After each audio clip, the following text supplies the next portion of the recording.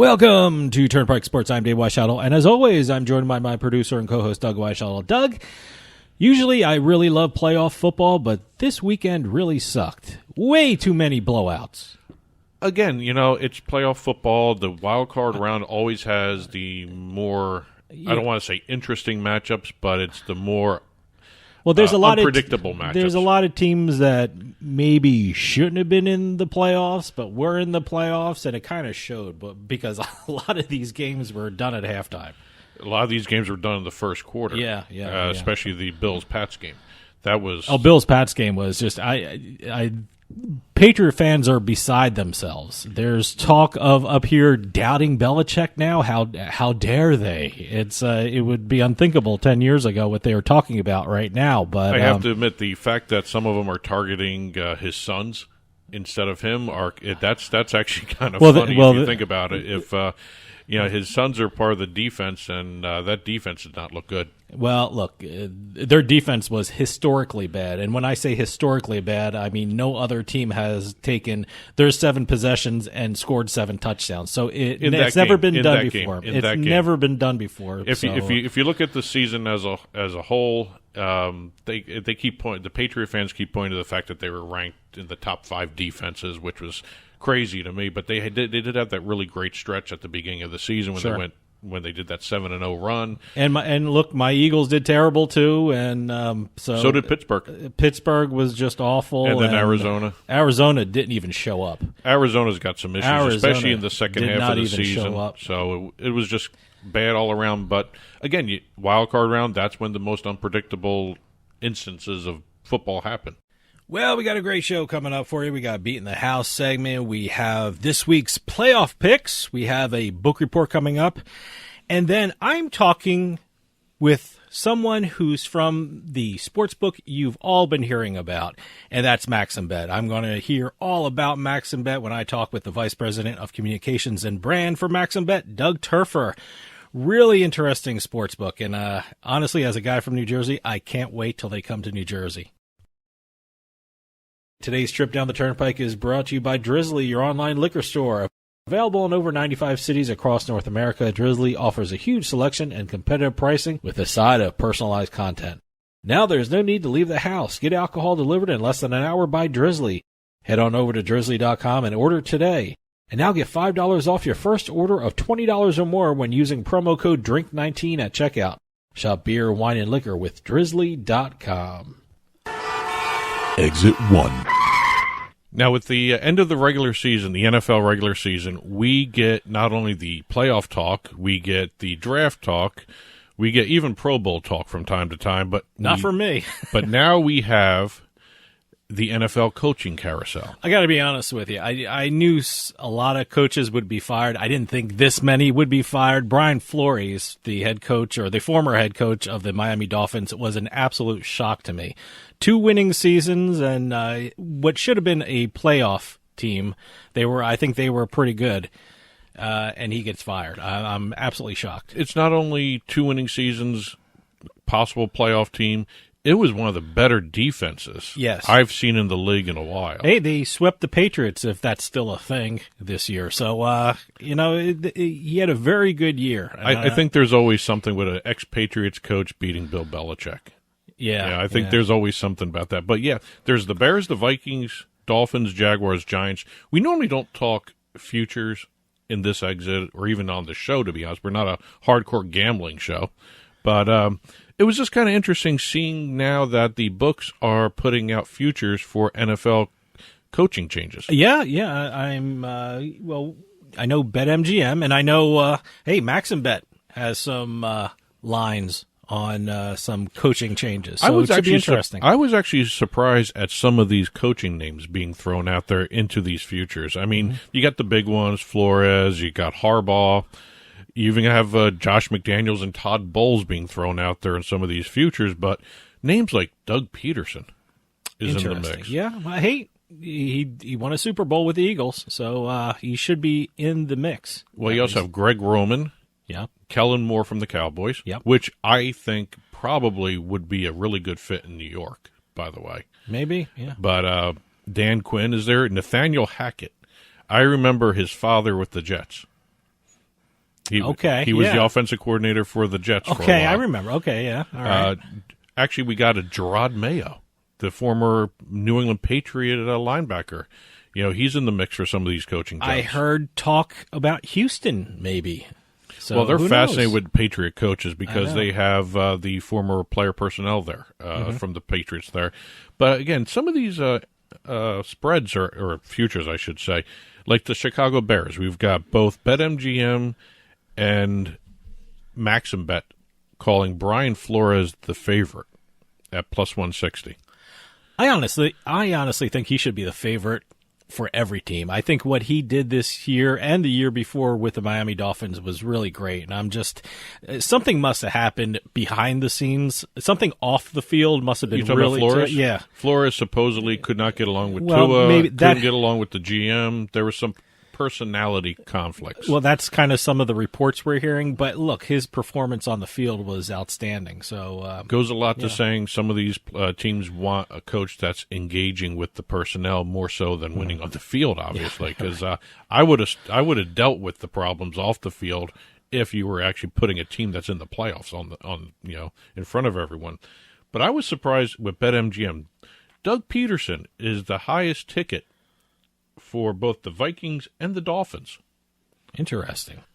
I mean, I really, when this first started, I did not think of Doug Peterson whatsoever as a possibility. I thought of Doug Peterson because just for the fact that last year he wasn't in the conversation for anyone, as far as I know, as being a head coach, and I thought he should have been. I mean, he won a Super Bowl, for God's sake, with the Eagles, and no one was talking about him last year for a head coach. I'm glad people are talking about him now.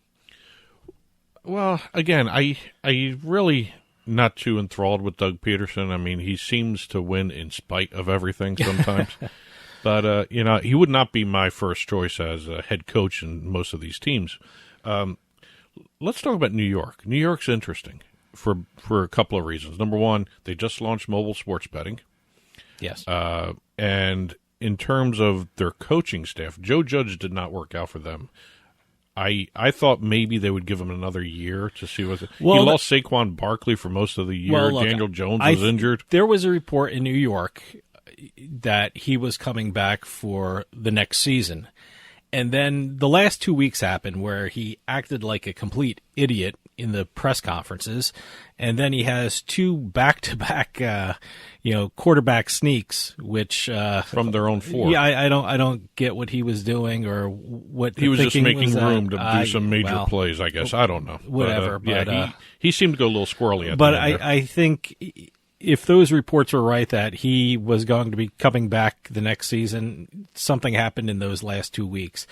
No, it was I don't think it was sustainable in New York after you hear the New York media and the New York fans talk about those last 2 weeks. So, well, I'm very surprised that both MaximBet and BetMGM have shown different coaches as being the possible favorites in terms of the betting. okay, well, what for the New York Giants? For the New York Giants. Who are they? Well, for MaximBet, the top two candidates, according to their odds makers, are Josh McDaniels Okay. at plus 200 and Nathaniel Hackett Okay. at plus 300, which, Hackett, okay. McDaniels, I don't know if he's going to leave New England at all. He seems to be very content to wait for Belichick to leave. Well, I've had this conversation a couple times this week, and, if you want to be a head coach, if you're a coordinator and you want to be a head coach, this is a great year to do it because you almost have your pick of teams. I mean, with 8 teams looking for head coaches, Yep. I mean, when else are you going to have this kind of variety and this coaching buffet you can pick out your team for? But look, it'll be interesting to see what happens. Josh McDaniel has some baggage with regard to the Indianapolis Colts situation, so it should be interesting. So. And for BetMGM, in terms of odds, BetMGM has Brian Daboll, the offensive coordinator for the Bills right now. He is the hot coordinator. Well, he was also. I just heard a interview with a Minnesota Viking media person, and they mentioned Brian Daboll. I mean, during out of the blue, Brian Dable they would love Brian Dable in Minnesota. Well, so Brian Dable is very familiar with the New York Sure. market. He was the quarterbacks coach for the Jets before going over to the Bills for offensive coordinator. And now he's, in terms of betting tickets, he's the highest ticket right now, according to BetMGM. Someone told me he was on the staff of 9 NFL teams in 21 years, which is absolutely incredible. And he can handle the New York market. That may be a good fit there. Maybe, I don't yeah, know. yeah. But and also you have Jacksonville, that experiment with their head coach there coming into the league did not really work out for them, so they get rid of him. For a coach, Jacksonville might not be a bad landing spot because, look, you have a very good quarterback, a very raw quarterback that you can mold, and, I think his ceiling is still pretty high. And by all accounts, the owner, Khan, he's a very good owner, regardless of what a lot of people say. If you talk to people on the team and the staff, they like him. Well, So they may be just hiring from within because they have Byron Leftwich there. well, I think that's a great fit. So it'll be interesting to see where these. When you have a young quarterback like Jacksonville, it might be helpful to have a head coach who was a quarterback. Well, also Leftwich has been working with their quarterback, Sure. so I mean, it's a familiar perfect situation, fit kind of thing. But again, two other teams that not many people are talking about. One just happened, the Texans. Yeah, one and done. 1 year as their a head their coach. entire looks like their entire coaching staff Wow. is going to get the axe at Boy. some point. Okay. But another team that no one's talking about, and it's going to be really interesting to see what happens after the playoffs, is the Raiders. Yes. They have a temporary coach right now. I don't know if he's going to get the shot to be the head coach, but I guess if they win a playoff game, you got to give him that shot. Hey, look, he got him to the playoffs in a very, very difficult year, and I'm talking about off the field. So, that little incident with Gruden. He really kept the team together, and he got him to the playoffs. So, I hope he gets considered for a permanent job. I hope he gets the Raiders job. Yeah. He did the Well, work. that's what I mean. I he hope put he gets the work in there for a permanent job at the Raiders. Yeah. Well, again, check your odds as the offseason goes along. This will be kind of interesting to watch, especially some of these teams like the Texans, the Raiders, and even the Giants. Yeah, I got to take a closer look at this. I mean, I might throw some money down on one of these coaching candidates. Who knows? I mean, It's an interesting bet. Like I said, I may pop some money down on Leftwich to the Jaguars and Flores, maybe I like even to that the one. Bears. Even so to the for Bears. the Jaguars, is he the best odds? He's the highest ticket. Okay. Also, he is also the highest handle, Oh, okay. and also the book's biggest liability. Okay. Well, I guess everyone's going with Byron Kind of Leftwich. Well, Okay. it's kind of common sense. It's logical. Yeah. I mean, let's see if that happens. Exit 2. Going from the NFL to eSports, the company G2 Esports is now expanding their reach as in terms of not just doing the esports tournaments, they are launching their own music label. Really? Okay. It's going to be called G2 Music. Now, is this music just for the games? No, they're just going to be doing. Oh, okay. They're going to incorporate it into the games. Yes. Hey, what was that? You showed me a YouTube channel that, I think it was a YouTube channel, that they did digital music from popular music. Am I saying this right? There are multiple channels on YouTube that do 8-bit versions, arcade game versions of popular music. Yeah, if you have a popular song, they'll do a like an 80s style It video sounds like game it's playing version through of it. a Yeah. Game Boy and I'm sure Atari. this is not what G2 eMusic is. Esports music is doing. I'm sure of it, but no, that just struck me. G2 Music has already released a power metal track. All right. I'm sorry, an epic power metal track. power Got to metal have the word epic in it Yeah, because it's okay. power metal, called Our Way. This is the first release of G2 Music, the label. It's a power metal track that recognizes the lessons of defeat as much as it celebrates each victory. Oh, okay. That's directly from their press release. The CEO of the company is one of the artists in the music video. It's got a whole bunch of different power metal people in it. not the main guys. It's no Metallica, no Megadeth, nothing like that. Nothing like what we grew up on, but modern day power metal people. Okay, all right. And it's based upon their previous season in 2021, where they failed to make the League of Legends championships. So that's what this song "Our Way" is about. Yes. Okay. Yes. It's going to be the best songs come out of defeat and yes. pain, and tragedy. epic metal. They always have the best music and the best lyrics when it comes out of tragedy. If you're a power metal fan, tragedy and drama always creates the best music. Yeah. But it's going to be also launching. It's part of a launch for their new playing jersey, the jersey the team's going to be wearing during this upcoming season, and it's in partnership with Adidas. Okay. Let me say the G2 players are also going to are also in the video, which has been released. Okay. The video even has a storyline. The players in the video are wearing the new shirt, the Adidas shirt. So this is product placement to the nth degree. Sure. Hey, why not? As they're hunted down by a shadow demon. Okay. After they steal an ancient artifact. So this is a video somewhere? This is a video. You can just search it, G2, go G2 RY. It's up there. I've actually heard the song. It's kind of interesting. It's a little bit more heavier than, Have they tried to get it on MTV, or if MTV is even a thing anymore? MTV doesn't. Remember when the MTV used to have videos? Yeah. Remember when they used to have videos? They don't do too much. They do a lot of teen drama shows now, which is kind of weird. But anyway, they're launching this new G2 music. It's a brand new music label. It's expanding the reach, and I think it's a great idea. I think it's great. There are a couple of actual real sports teams. I mean, not the eSports teams, but actual sports teams overseas that have launched their own record labels to great success. And I think, this is kind of really an interesting way to not only get G2 in front of a non-eSports public, but also to launch products. Sure. I'll search for it. By the way, they are selling the shirt, too, online. Okay. So this is all about product. And I think it's a great idea to do it. It's very unique, very interesting, and a very entertaining video if you watch it. I want to check out what the Shadow Demon looks like. Well, it's actually a really cool video. Okay. Again, the music is not to my taste. It's a little heavier than I do love Metallica. I do love Megadeth. I love Halloween. Is it one of those songs where the drums are going a mile a minute? Is that the thing? Okay. So it's also sort of a ballady type too, segments and all that. So there's it's a big mashup of genres. Okay. How's that for a phrase? All right. I'll check it out. Exit 3. We're going to talk Rumble Kong League now. Oh, I don't even know what that means. Rumble Kong League. It is a brand new company out there that is launching a brand new eSports virtual game, 3-on-3 basketball. And they just got their first seed of funding, $4.5 million.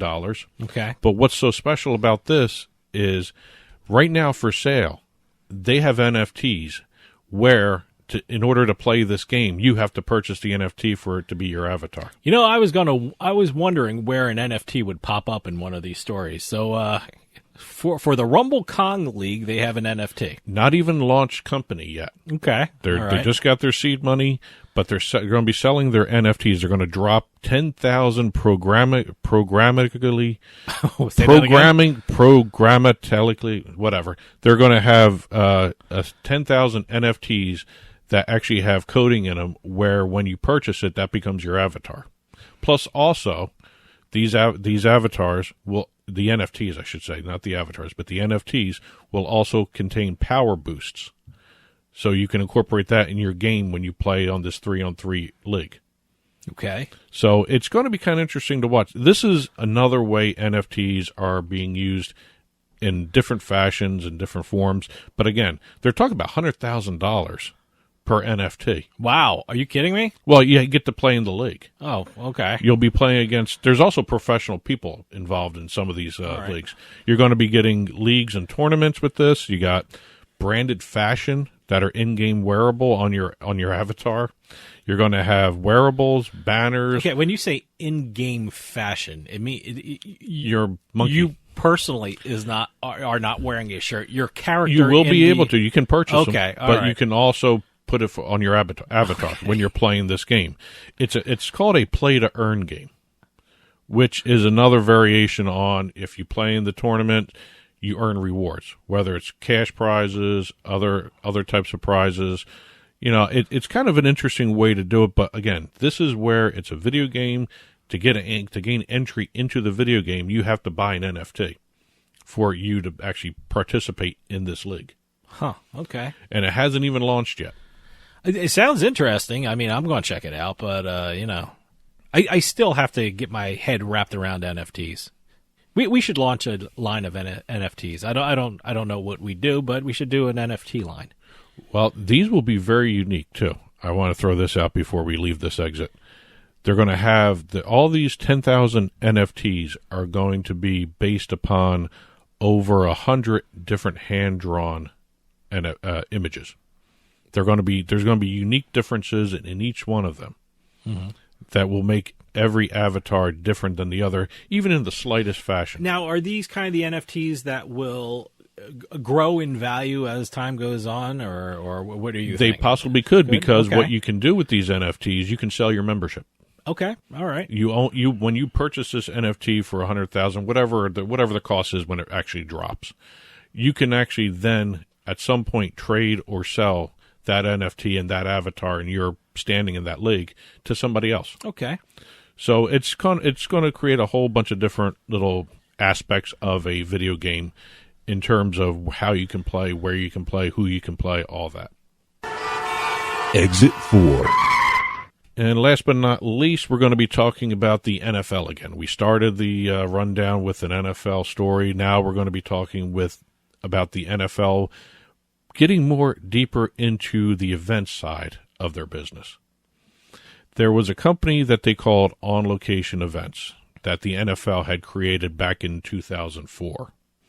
And it was to actually run the I don't want to say the sideshows, but the sideshows. Yeah, the events and activations around the games. Well, in the stadiums. When NFL has them, I mean, certainly the Super Bowl is an event because there's so much going around the Super Bowl. The draft is a big event. They have a lot of things going on around the draft and the Pro Bowl and things like that. And the Super Bowl and the playoffs, everything associated. The hospitality events, there's the phrase. Sure. The hospitality events surrounding NFL games. It seems like more and more concerts are going on around NFL events. So certainly you need an entity like this for the NFL to plan these things. Well, like I said, they had created this, and in 2015 it was taken over by Redbird Capital Partners, who then spun it off to Endeavor. Okay. The NFL maintained 13.5% ownership of it, even after spinning it off. Mm-hmm. Now they have gone back to it, and they have now increased their ownership back to 45%. Okay. And it's kind of interesting. On Location Super Bowl. Let's do the Super Bowl bundle that they've been talking about. Super Bowl bundle start at $5,900 per package. This is for people who want to go to the Super Bowl. Right. It includes the parties and sure. The hotel rooms, that sort of thing.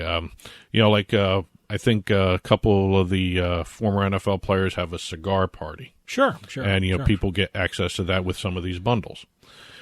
Pro Bowl packages, minimum $2,000.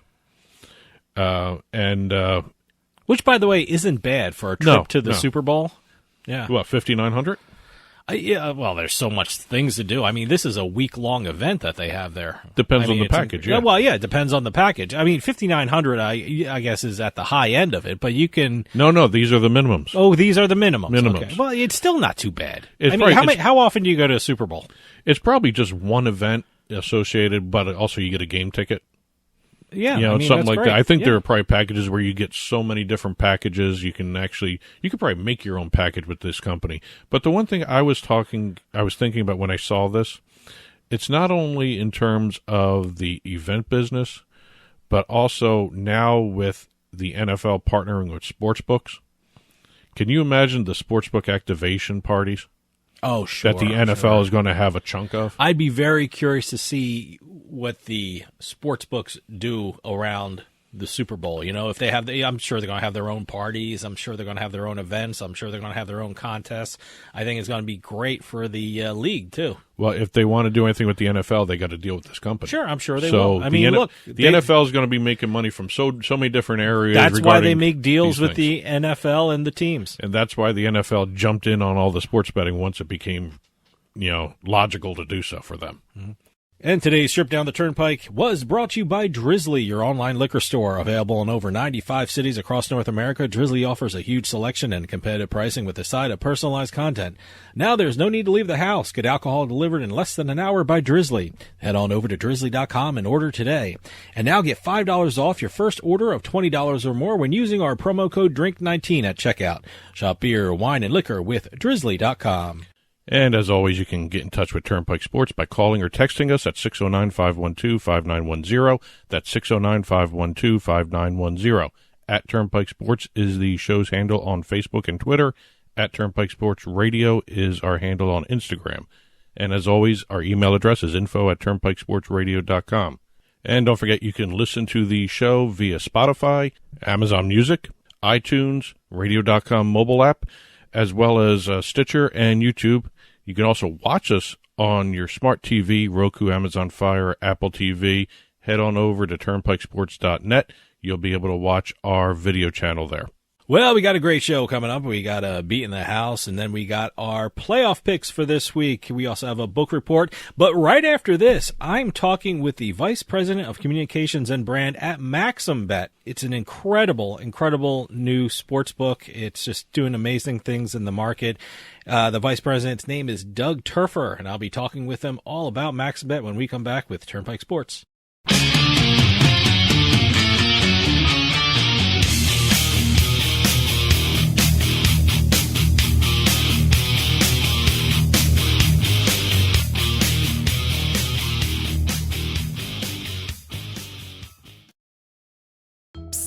Yeah, you, come here.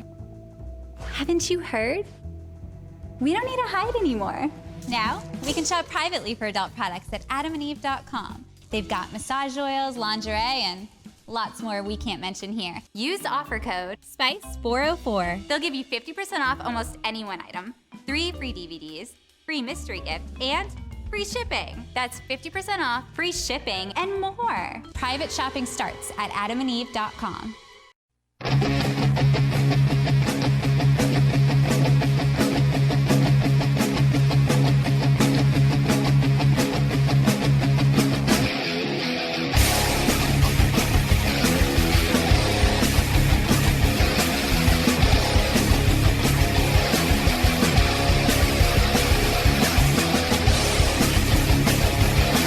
Welcome back to Turnpike Sports. I am Dave Weischadle. I'm excited to talk to our next guest because I'm a fan of Maxim Magazine. And now this great magazine is also a great sports book called MaximBet. MaximBet launched in Colorado a couple of months ago, and I haven't stopped hearing about it. And now we're going to find out all about it because on the line we have MaximBet's Vice President of Communications and Brand, Doug Terfehr. Doug, thanks for joining us. Thanks for having me. Good to meet you, Dave. Meeting you, and I'm glad you're on because months ago I heard something called MaximBet was going to launch, and my first question to everyone was, "You mean like the magazine Maxim?" And I was thrilled to find out that it was the magazine Maxim jumping into the sports betting industry. So, how did MaximBet come about? How did the magazine become a sports book? Well, thanks, and I'm glad you're hearing things about it, and what your perspective is so common that I think many people have some familiarity or a lot of familiarity with Maxim. Doesn't matter what your generation is. If you're 25, 35, 45, or 55, you have some sort of connection to Maxim. And so there's that immediate, understanding, I know what Maxim is. Yeah, I know what they do. I know who they target. I sort of understand them. I know they have a lifestyle brand. I know they do these events. They, at one time, had a printed magazine. They still do. They're online. They have, 40 million monthly viewers to their digital website. So there's some connection to it. And so how they got into it, you saw a bunch of media companies getting into the space. Mm-hmm. But maybe there was a little bit of a gray area outside of sports. lifestyle. People talk a lot about a lifestyle brand and getting people involved in cultural relevance. And that's kind of the role that Maxim has played historically, is letting you know what are the cool things, 10 best trips to go on to with your fiance, or here's the 10 best bourbons for you to try, or if you need new skis, make sure you get these 5, or try out these K2s or whatever it is. They're always kind of on the cutting edge of what's culturally relevant. Mm-hmm. And obviously what's very relevant to many people right now is sports betting. Yeah. It's relatively new in this country, and they and as well as us, we saw an opportunity to work together and to kind of bring a new perspective to the sports betting space that just wasn't hard-hitting, only an app where you went for one thing, and that was to place your bets. No, why don't you come into a lifestyle and a culture where you get to go to events, you get to go to parties, you get to have meet and greets with celebrities, kind of the things that Maxim is known for, and that's how the relationship came together. I'm curious. The fact that Maxim was so famous and has brand recognition as a magazine, did that make your entrance into the sports betting industry easier or more challenging? I mean, certainly everyone knows Maxim magazine, but everyone doesn't know it as a sports book. Is part of the challenge convincing the public to think of you in a slightly different way in a different industry? I think your first point about that brand familiar name is a major advantage. Like, you hear Maxim and you have the immediate connection. If this was another name, come up with anything you want. There's not like, oh, what is that? Okay, that's a sports book. How does that compare to the one maybe I'm already using, or I know that there's this one, or so, there's no immediacy of understanding maybe what that brand stands for. So that's a major advantage. The crossover to sports, will take time, but it'll take time for it to be understood as this very down and into the sports industry and very familiar to the sports fan. But that's a fun challenge as a marketer, as a team, is just how do you cross over from being a cultural brand to one that understands sports, because there's nothing more relevant and for most people than sports. It's the only thing we still watch live. We don't record that and watch it later. We want to see it happen in the moment, so it's always so relevant to people. So that crossover opportunity is really fun for us to bring in an even stronger and broader sports audience into the Maxim business. Now, Maxim partnered with Carousel Group, which is an incredible company in the gambling industry. What was the goal for the two companies? What were they hoping to achieve with the creation of MaximBet? So, there's kind of the sea of sameness. We recognized a sea of betting category where what would get you to bet from one brand to another when their focus is really the same, kind of that top line acquisition, top of funnel, bringing you into the business, but what was really going to be separate, what was really going to separate you? They were all sort of seen as sports brands. What we felt with Carousel and Maxim coming together is we could fit an entirely different category, that what you were joining was more than just a sports book. You were joining an experience. We were going to bring, you're familiar with the event that we held in Colorado on Halloween Eve called our MaximBet Masquerade. It had Fat Joe there, had Cheat Codes, which is a big DJ group, and we threw a party for our players. We want to bring them into experiences, giving them money can't buy experiences, how we phrase it, so they can sort of not just be rewarded with more free bet credits or things like that everyone else traditionally does. Let's give them experiences. Let's give them swag. We gave away a bunch of Xboxes there. We gave away a bunch of other technology and merch. Let's reward the players that are already with us and invest in experiences for them, because that word of mouth and that experience that they have, they're going to share that with their friends. They're going to share it on social. They're going to talk about it I went to this MaximBet party. It was awesome. There was this, this, and this. I got this. It was free this. And, it's really like buying into or becoming a little bit more of a bigger brand than just the functional side of I only use it to find my odds and place my bets. Now, as you said, a couple of months ago, you went live in Colorado. I mean, as a company, how has these first been for MaximBet? I mean, have you achieved the early goals that you wanted to achieve when launching the sportsbook in the Colorado market? We love the customers that have come into the business. It sounds like you're pretty familiar with the brand. We're going to be soon in New Jersey firsthand. I have questions about that, too. People recognize the difference in our care for the customers that we have and the attention and retention that we have for the customers that we have. So that has been incredibly promising. The month-over-month growth of the business, the success of referrals between our our current customers bringing in more of their friends and family and things like that. Those are things that are really difficult to get, and we're beginning with a brand that is doing that. So those from all of those measures, from just kind of the month-over-month growth, the number of players, the participation level that we have week over week, and our ability to retain our customers has been exciting. Like you said, I'm sitting here in New Jersey, and I've been constantly hearing about the Colorado market. Tell me about the Colorado market. How is it? Because everyone has been saying, boy, just Colorado is so great. It's growing. It is so sports betting. What do you think of the Colorado market? Well, what a progressive state. Obviously, if you look at other industries and other things that they were first to allow or first to legalize, they're just a progressive state. They are incredibly accommodating. They want to have room and success for all the brands. They understand the differences too of maybe why we want to do some things that maybe another brand doesn't, versus just kind of treating everyone exactly the same on how they view some decisions or some potential markets that we want to launch. So just the progressiveness of the state and their flexibility and willingness to work with all of us has been exciting. And then obviously the state itself talks a lot about the benefit of the sports betting businesses being in the state. With what that taxes goes for, how it's done so much with water relief in the market, in the state. So they get it, and we're appreciative of it, and it's a perfect first state for us. In the last couple of weeks, this country has really seen the destruction that wildfires has caused in Colorado, and MaximBet is doing something really great to help the people through this difficult time. What is MaximBet doing in response to what has occurred in Colorado? Well, I think you hit the nail on the head there. Is we want to help our community.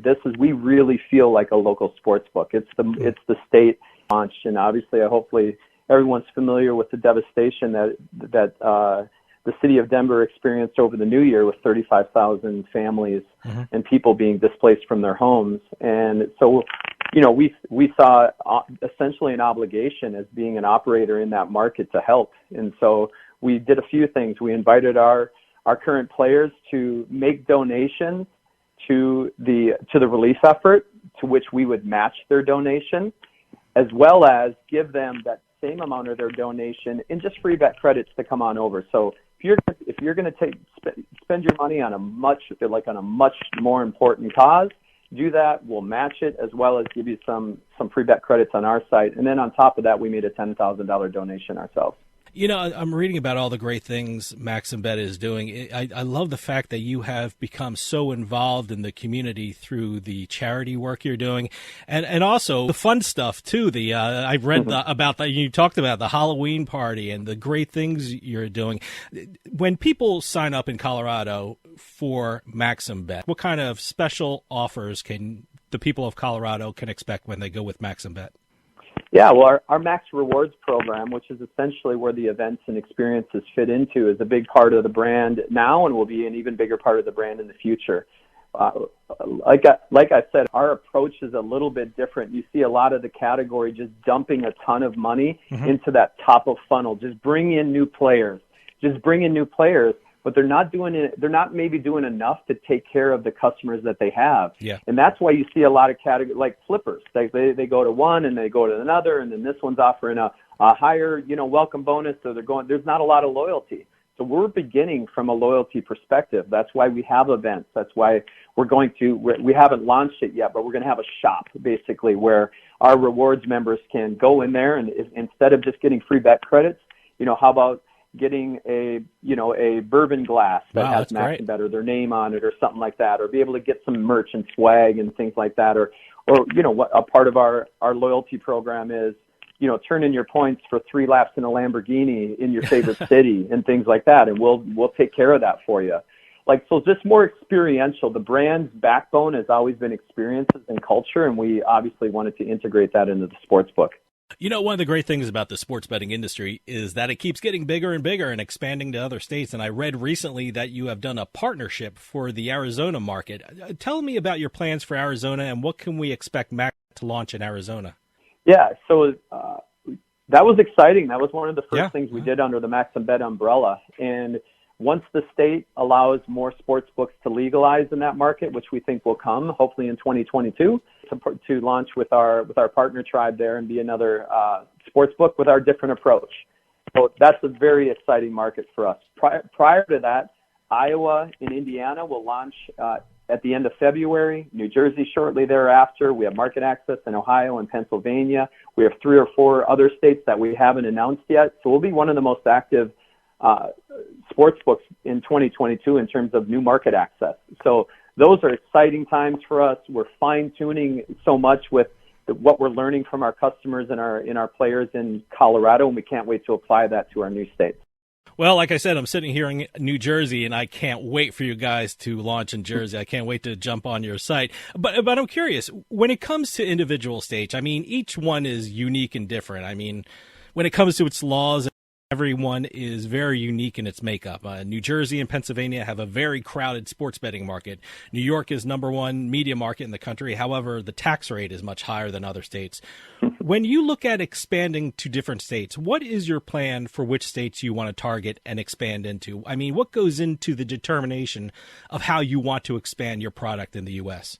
A few things. One of the biggest is, can we be a differentiator? Is there space for a brand like ours?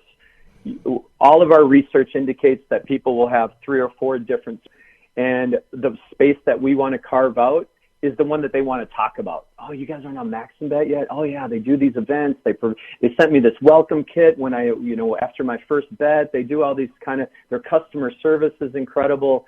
Like, everything we do is customer first, and if we feel that approach in that market can be a success, we'll do that. That's a market for us. The other thing is, and you're probably aware of this as well, is we have a multi-year and multi-state agreement with Caesars, where we are provided another skin or another license in a state where Caesars has access. So Caesars gets access to a state, we are provided access if they get more than one skin in that state because they have more than one casino in that state, for example. So that's an incredible partnership. It's a big advantage for us.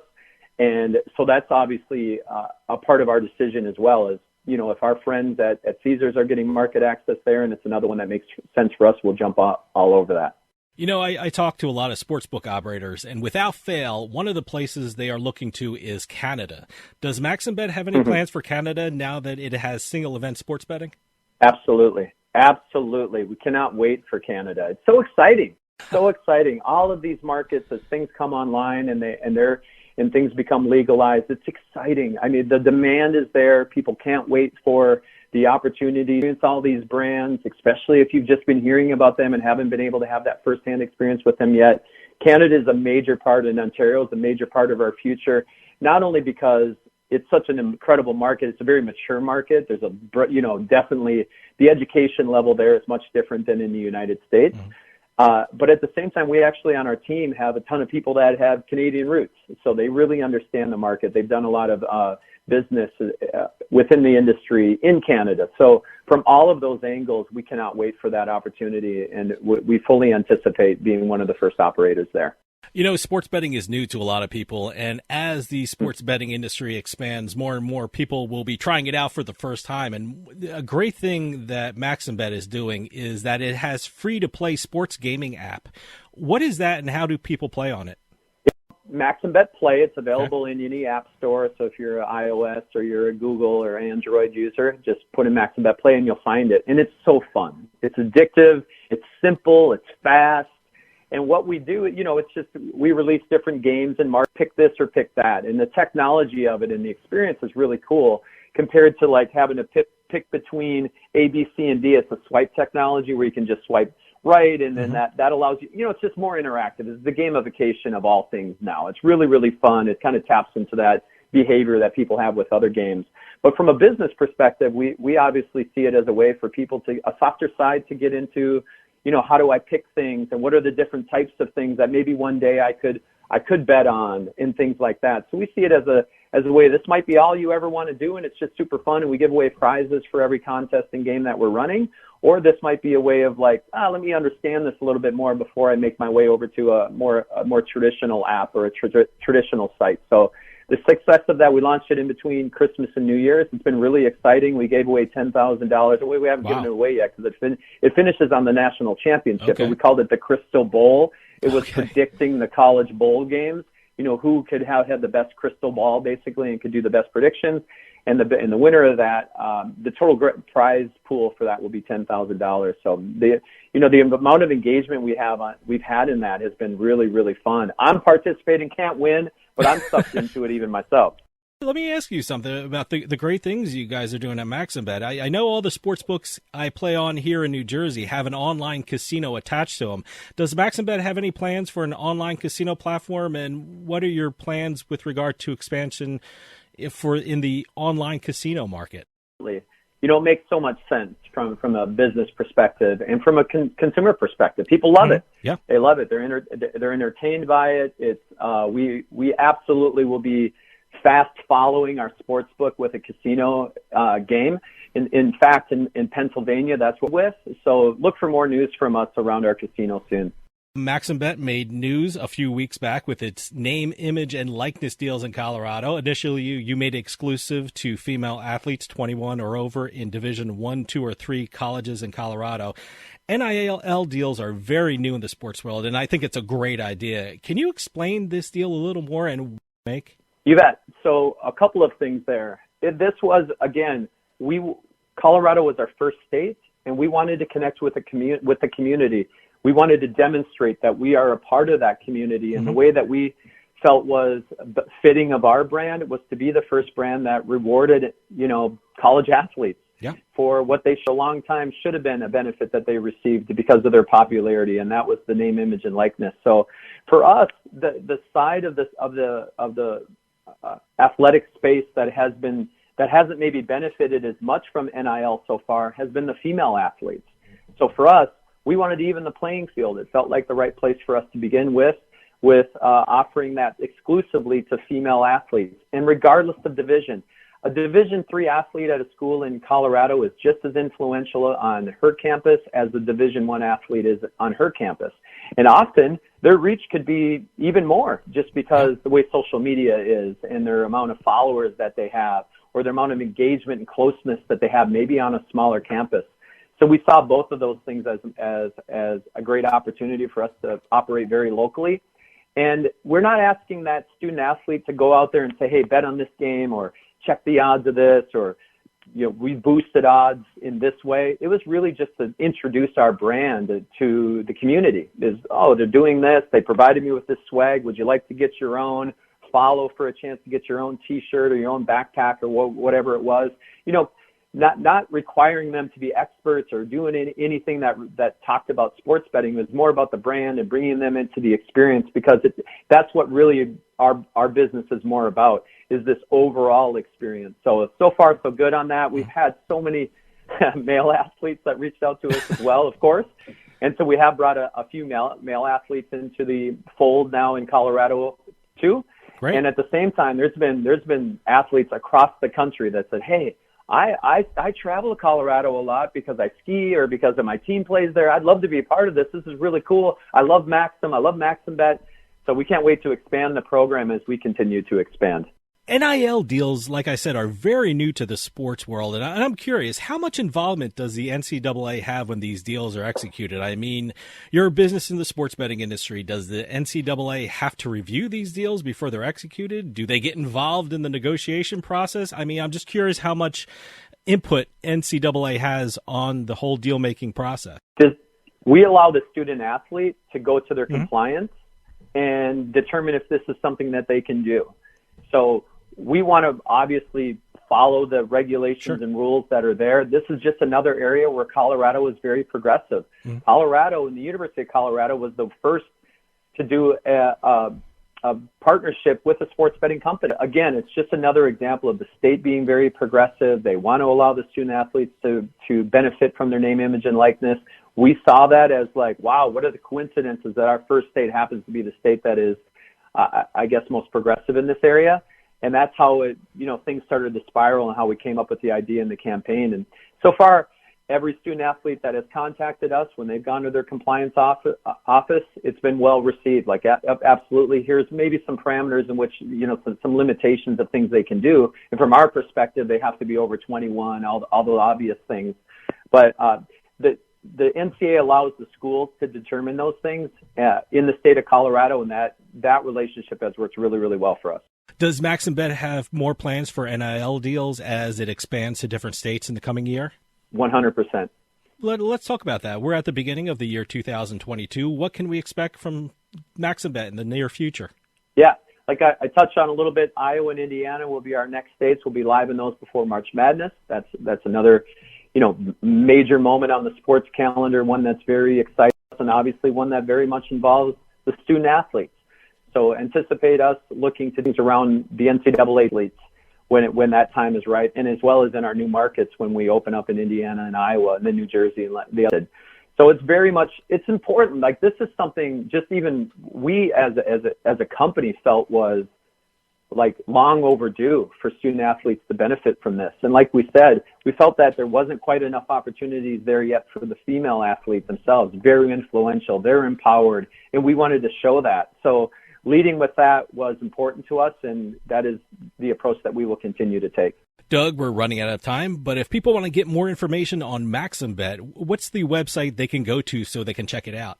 Well, MaximBet.com, obviously, where you can go to just learn more about the company, as well as just find out how, our odds, the different sort of markets that we launch, some of the fun props that we include and that our traders do an excellent job of creating for our players. And then at the same time, follow us on social, Instagram or Twitter or TikTok, and our handle is @MaximBetUSA. Doug Terfehr, MaximBet's Vice President of Communications and Brand. Thank you so much for coming on and telling us all about Maxim New Jersey. I can't wait for MaximBet to come here. And when it does, please come back on and give us an update of all the great things happening with MaximBet. Thanks so much for coming on. Thanks for having me, Dave. Take care. Stick around. More Turnpike Sports right after this.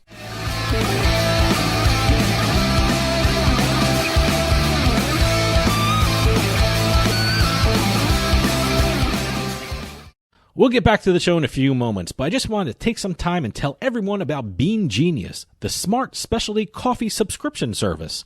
Bean Genius sells freshly roasted coffee from some of the best independent coffee roasters in the country. They feature over 2,000 specialty coffee blends, all at your fingertips at beangenius.com. Here's how it works. Head on over to beangenius.com and take their palate profiler test to find out what coffee best fits your taste. Then select from a variety of subscription plans. Every subscription comes with free shipping, and delivery can even be scheduled for once or twice each month. And based upon your review of each coffee blend you try, Bean Genius actually learns your individual taste preferences and then suggests future coffee blends for you. And now you can get 10% off your Bean Genius subscription when you use our promo code PIKE at checkout. Bean Genius offers a variety of subscription plans to suit any coffee lover's needs. Subscribe with Bean Genius today and start enjoying some of the best tasting coffee around. And save 10% off your coffee plan with promo code PIKE.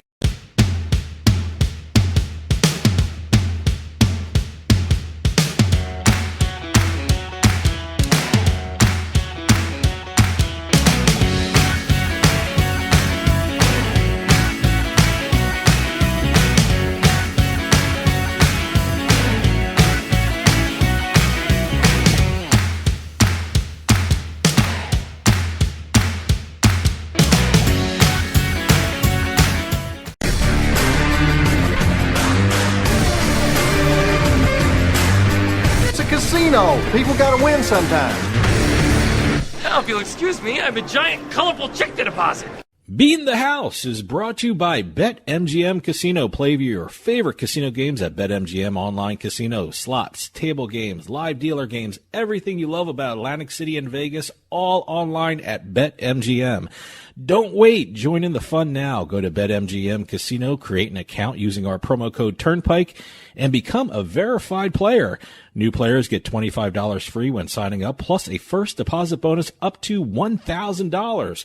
That's promo code Turnpike at BetMGM.com for a 100% deposit match up to $1,000 plus $25 free. Grab a lion's share of the fun at BetMGM.com.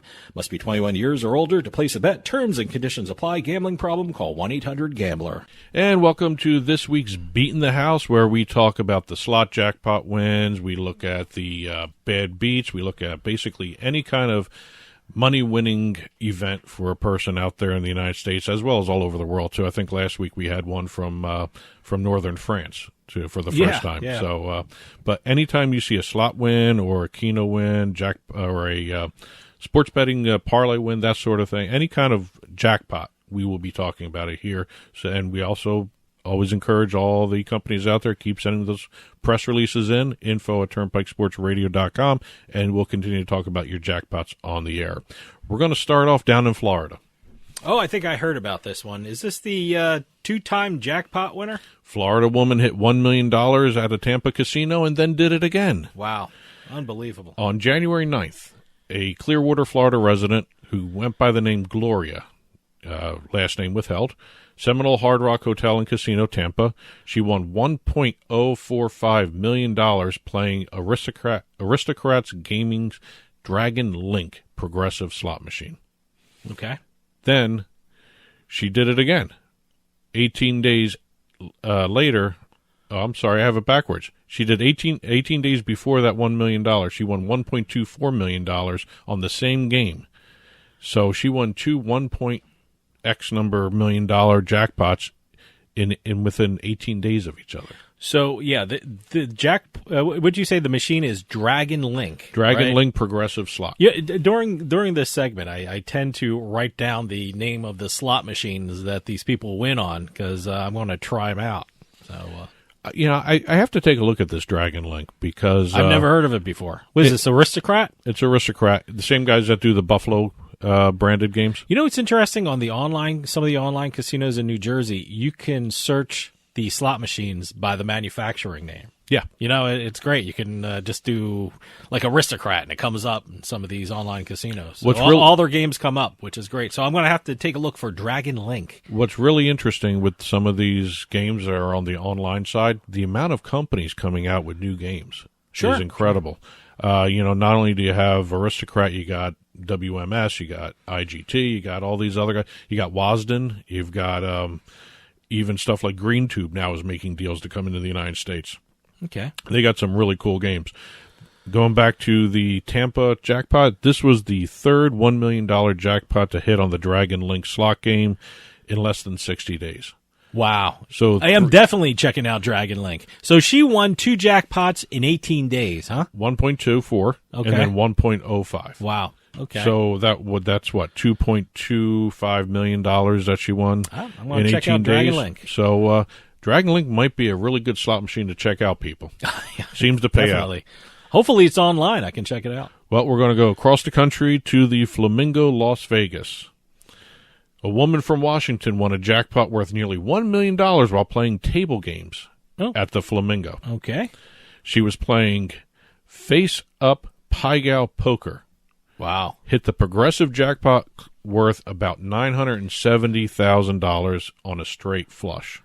I think I told you last week I tried Pai-Gow poker for the first time. It's an interesting game. Very interesting game. You really have to get your head around some of the strategy because you're actually kind of playing 2 hands at one time. So, What's interesting about this? I can't imagine winning $1 million at it, but it's interesting. The last couple Pai-Gow poker jackpots we've talked about, because we've talked about a couple on the show here. They came with some of the side bets involved. This one has another side bet involved. She won even more money. See, when I was playing Pai-Gow poker, I didn't fully understand it, so I wasn't making any side bets or anything like that. Well, the straight flush came in the main game. She won another $5,000 in the form of what they call the fortune bonus. That's one of the side bets to the game. Okay. There are so many different side bets, and they're always developing new side bets for games like Pai-Gow poker. Mm-hmm. So it's one of those things where if you like playing the game just straight without any of the side bets, that's fine. You have a chance at winning money like this in a progressive. Yeah. If you're playing a progressive Pai-Gow. But you always got to check out the side bets, too. It's an interesting strategy. You really have to wrap your head around it. So I'm still learning. So I'll keep reporting on it. What makes this even more of a little knife turner for some people out there, it was her first time playing Pai-Gow poker. Oh, wow. Okay. That's just incredible. My first time, I think I broke even. I just... those stories are great to begin with. Then you throw in, that's the first time I've ever played this game. See, that's pretty cool that she, first time, and she knew about the side bets and things like that. So, well, I wonder if she took classes or read a book before playing. Well, you can go. I mean, the casinos will teach you how to play. That's what I'm saying. the Did game, she take a so, class yeah. before she went, or did she read a book? There's sites out there that have all this instructional material on these things too. So maybe she was studying up before she went to the there's casino. a ton of ways to learn these games. Let's stay in Vegas for the Green Valley Ranch Casino. Lucky gambler turned a $5 bet into more than $127,000 at the Green Valley Ranch Casino. He hit the progressive jackpot on the Lightning Link progressive slot on a $5 bet. Wow. $5 into $127,000. That's great. I mean, we've seen bigger jackpots on a $5 bet, but that's actually pretty good for... I'll take it. Yeah. I'd be very happy with that. No word on if this was his first time playing. I always like it when they throw that in, first time playing. So, but I always look for... I loved it in the Flamingo story. Didn't know whether or not this boarding pass member actually was playing it for the first time. Let's go over to Caesars now in Atlantic City. All right. Atlantic City had their Caesars Atlantic City had their first big jackpot winner. Actually, Atlantic City overall had its first big jackpot winner on the Mississippi Stud progressive game being played by this one person at Caesars Atlantic City. Placed a $5 bet and won $721,000. Jeez, It's the biggest jackpot in the young new year here. $721,000. It was part of the all-in table games progressive jackpot feature. It's a table game side bet that puts you into the running to win a jackpot that combines all of Caesars, Harrah's Resort, and Tropicana's. yeah, they're all part of Caesar now. But you had to do this certain side bet All right. to get into this progressive. So the $5 was a side bet. Yeah. Okay. Now, the table games involved in this, you had to be playing either 4-card poker, Let It Ride, 3-card poker, Ultimate Texas Hold'em, Mississippi Stud Poker, or Texas Hold'em Poker, which those are the only games that are involved in this progressive, all-in table games progressive jackpot is what they call it at Caesars. Okay. So this person was playing the Mississippi Stud progressive, put $5 down, won $721,000. Great. Let's stay on the East Coast and move over to Pennsylvania. Dude, been doing a lot of this casino lately, the Twin Spires Online Casino. Yeah, I'm hearing a lot about it. They're starting to pay out a lot, which is Yeah. kind of interesting. We have Lisa, last name withheld, won $100,000 playing Blue Ribbon, another slot machine. Oh, it's a slot machine. I've Yes. never heard of that one. Okay. Another online slot. Then Frank came along and snared a cool $50,000 from the Dancing Drums slot machine. Ah, Dancing Drums. No, you're No, confusing. what? This is not Dancing Drums Explosion. This is Dancing I Drums. was playing Dancing Drum Explosions. Yeah, I played like about 10 minutes. I won a couple $100 on it. Well, Unbelievable. I had to look up the Blue Ribbon. So I played Dancing Drums Explosion. Yeah, that's This the next is just level. Dancing Yes, Drums. This is just Dancing Drums. All right. But I had to look up Blue Ribbon because I've never really heard of it. And sad to say, I should have, because this is a very classic style slot machine from Every. It's the 3 reels. It just looks like an old slot machine, one of the classic slot machines. Okay. It's got the old bells and whistles attached to it. Old school Lucky Sevens Oh, okay. that are a part of everything. 3 different colors for the sevens, and single and double bars. When was the last time you saw that on an online we've slot probably machine? seen this machine tons of times. We just didn't know it was called Blue Ribbon. I've actually never seen it online, but then again, I stay awake from the old style slot machines. I play those cascading ones, Oh, yeah. which are kind of fun to watch. I mean, just What was that one you always play? The it had a Wild West theme, but also you had the old fashioned one of the other slot what was it? machines. Divine Fortune. thing? Divine Fortune, Okay. but I still play even Bloodsuckers once in a while too, Oh, which yeah, has the bonus Bloodsuckers. features. That's more of an old style classic game, but Which is a vampire themed. yes, What is it? Slot Vampire machine. slot machine. Yeah. Yeah. I'm not fond of Bloodsuckers too, by the way. Okay. Different- Oh, there's a difference. Okay. There's a different storyline. Nothing to it, like let's put the it that way. classic Bloodsucker. Is No. that what you're talking about? Exactly. Okay. All right. And we're going to finish up with 2 lottery stories this week. We're going down to North Carolina. A North Carolina man thought his $1 Cash 5 lottery ticket was no good and nearly tossed it in the trash. As a matter of fact, he did toss it into the trash. Oof. From different reports I've been reading. He threw it in there. The store clerk told him, you might not want to do that. So he took it out, showed it to the clerk. The clerk ran it. and he won $277,000 on that ticket. I hope he gave a tip to the store clerk who suggested The store got a chunk of it anyway. Yeah, I know. But boy, that's a good move by the store clerk. Good for him. Well, again, good for him or her, whoever the store clerk was. You know what? That's a very honest store clerk because he could have actually waited for the guy to leave and dug it out of the trash and checked it himself. But he was an honorable, or they were an honorable store clerk, and they did the right thing. And we're going to end with a little summary from the Virginia Lottery.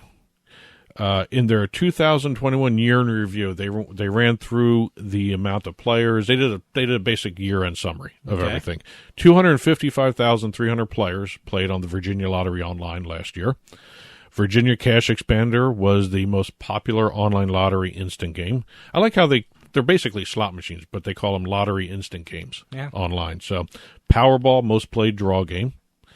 Total online wins, over 550,000 wins. Biggest instant game win. Devontae J. of Petersburg won $238,000 playing Cash Buster Multiplier. And Queen of Diamonds was their most popular online instant game. Mega Millions had the most wins for draw games. And total amount of prizes won online in 2021, $975 million. Wow, great. So that's the year-end summary from the Virginia Lottery. Again, any of your jackpot wins, please forward them over to us. Keep those press releases coming in. info@turnpikesportsradio.com. Our NFL picks are next, so stick around. We'll be right back with more Turnpike Sports.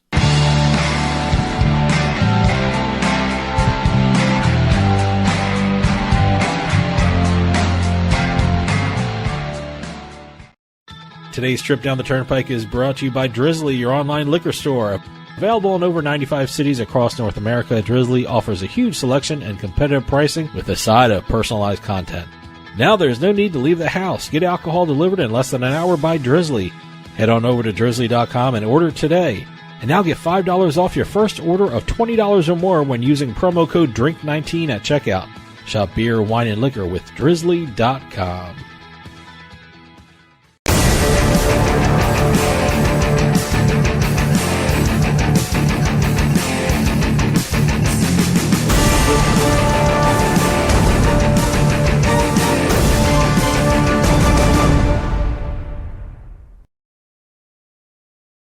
This week's Turnpike Sports Pro Pick segment is brought to you by BetMGM Online Sportsbook. Get ready to turn big plays into paydays. New customers, start with a risk-free bet up to $1,000. Simply sign up with promo code Turnpike, make a deposit, and place your first wager. If the bet loses, you'll receive the amount of your wager back in free bets. That's a risk-free bet up to $1,000 with your first deposit at BetMGM Online Sportsbook when using our code Turnpike when you register. Bet with confidence and go all in on all the action with the king of sportsbooks, BetMGM. Must be at least 21 years or old to place a bet. Terms and conditions apply. New customers only. Problem gambler. Call 1-800-GAMBLER. And welcome to the divisional round pro pick segment of Turnpike Sports. Again, it's one of those situations where you have great games coming up, but you don't know. You really don't know. Let me tell you something. I have a feeling that these games will be a lot better than last week. I think these teams are light years above the teams that lost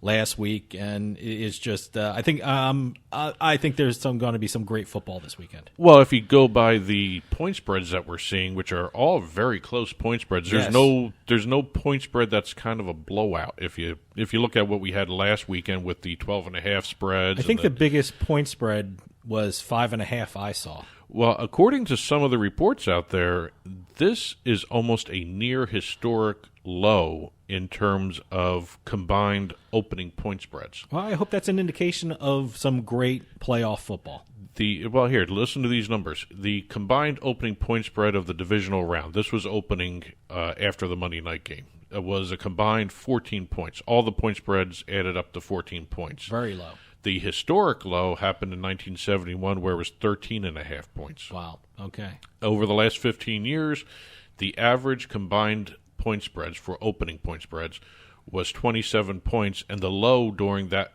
15-year span was 21 points. Okay, so we're expecting some tight games. Yeah, and also just to show you how tight these are getting, we're going to be using the BetMGM points. We're going to be doing the Wednesday points, on January 19th. The total combined point spreads was 10.5. Okay. I added them together. So I don't know exactly what's going to happen. Again, you may see some blowouts. Well, look, you hope you don't. We deserve some good football games after last weekend because that was just ridiculous. Well, speaking of last weekend, yes, let's do our records. All we right. both went 1-2. Mm-hmm. So I really thought the Rams-Cardinals game would go over the 50. And I am well, it would have if Arizona decided to show up to the game. But hey, again, what are you going to do? I guess you can say that's the beauty of wild card there you weekend. Anything can happen. That's why they call it gambling. Yes. And total for the season, and I'm including regular season and playoffs as we go along here. Okay. You're still leading 30, 24, and 3. That's your record. Okay. I'm 27, 29, and 1. I was just very happy to win a game after going 0-3 the last 2 weeks of the regular season. So you're starting to get back on track. I'm hoping. I hope I do better this divisional round. And since you went first last week, I'll go first this week. Okay. And I'm sure we're going to cover some of the same games because we almost have to. So whatever game you pick, and if I picked it, I'll do that game. All righty. I'm going to start off with the game everyone thought should be the AFC Championship game. Buffalo Bills visiting Kansas City Chiefs. Right now there is a 1.5-point favor for the Chiefs and an over-under of 54.5. I did not take this game, believe it or not. I actually thought this might be the best game of the weekend, to be honest, with both offenses. Both offenses have been scoring crazy. The Kansas City beat the Steelers 42-21. That game wasn't even that close because Pittsburgh didn't bother showing up there either. The Bills took out the Patriots 47-17. We already talked about that at the top of the show. I just think these two teams' offenses are clicking. They're scoring points. They're doing everything possible to make the games exciting on their side of the ball offensively. I think that the difference is going to come down to the defenses. I think the Buffalo Bills defense is probably playing the best of any defense out there right now. You go back to Week 6 when they played each other. The Bills won by 18 points, 38-20, and they were 2.5-point underdogs in Kansas City at that time. Here they're 1.5-point underdogs. Okay. The road team in this series between these two teams, 9-3 against the spread. The Bills are 6-2 against the spread in their last 8 in Kansas City as well. And given the fact that it's not even a 3-point favorite for Kansas City, they're not even getting a home field advantage here. I'm going with Buffalo plus 1.5.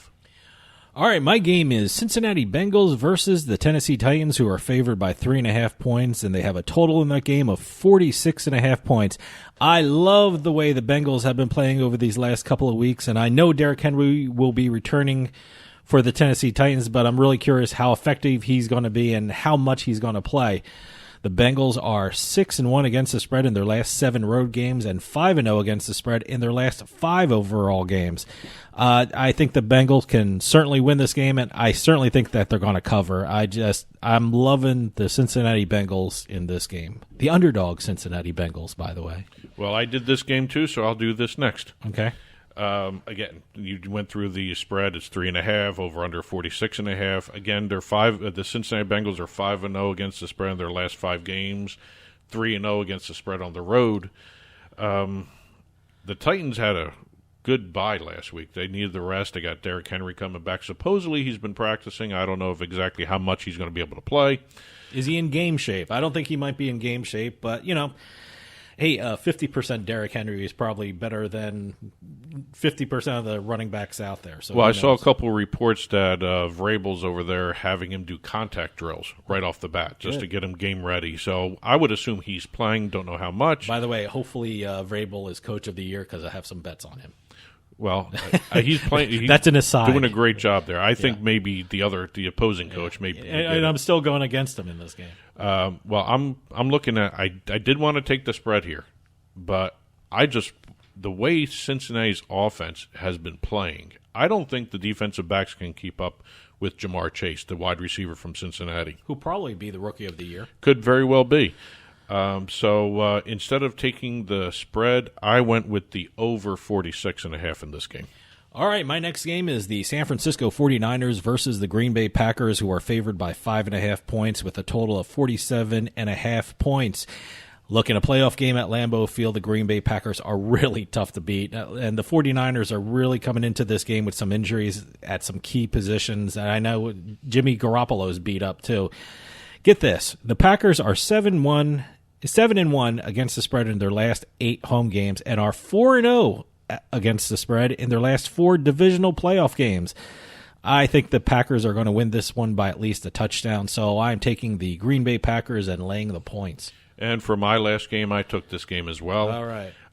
Same thing. Green Bay favored by 5.5. I think it's going to be at least a touchdown. Weather's going to be a huge factor in this. Mm-hmm. If this is going to be a snowy, wintry type game like they had in Buffalo against the Patriots, I don't see the 49ers really doing that offense that they do so well, especially with Deebo Samuel in the backfield. I just think the Green Bay Packers at the beginning of the season, I was not a believer in Green Bay. I thought they were the worst team with a winning record out there. Defense has started playing good. That offense is clicking. I'm just can't see Green Bay losing at Lambeau in the playoffs. So Green Bay 5.5. My last game is the Los Angeles Rams versus the Tampa Bay Buccaneers, who are favored by 3 points, and the total is 48.5 points. Look, if there were ever 2 playoff teams that could put a bunch of points on the board, it's these 2. I think these teams will push each other, and they'll score a lot of points, and this one won't be decided until late in the fourth quarter. Brady and the Buccaneers certainly can put a lot of points on the board, and the Rams have hit the over 7-3-1 in their last 11 games. I expect a lot of points for this game. And you know what? I was looking at the point spread. Tampa Bay is favored by 3. If it was 3.5, I'd take a look at the Rams, but it's not 3.5 when I saw it, so I'm taking the over 48.5. Okay, let's recap. Go ahead. Oh, okay. I'm taking the underdog Cincinnati Bengals to cover the 3.5 points against the Tennessee Titans. I'm taking the Green Bay Packers with a point spread of 5.5 over the San Francisco 49ers. And I'm taking the over 48.5 points in the Rams-Buccaneers game. And I'm taking the Bills plus 1.5, the underdog Bills, which really shouldn't be that way. Then I'm going to do the over 46 in the 46.5 in the Cincinnati-Tennessee game, and Green Bay favored by 5.5 over the Niners. These picks will be up on the blog after the show publishes. Head on over to TurnpikeSportsRadio.com and click on the blog button. You'll see the print version of those there. And also, if you're following along on TV, you'll see these picks up on the screen as we go through them. That way you can follow along there as well. And you can always check us out at Turnpike Sports on Twitter, at Turnpike Bets at Twitter as well, at Turnpike Sports Radio on Instagram, and at Turnpike Sports on Facebook. And as always, the email address is info@turnpikesportsradio.com. The book report's next, so stick around. We'll be right back with more Turnpike Sports.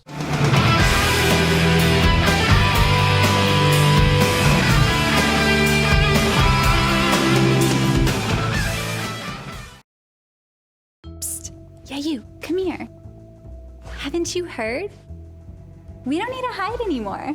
Now, we can shop privately for adult products at adamandeve.com. They've got massage oils, lingerie, and lots more we can't mention here. Use offer code SPICE404. They'll give you 50% off almost any one item, 3 free DVDs, free mystery gift, and free shipping. That's 50% off, free shipping, and more. Private shopping starts at adamandeve.com.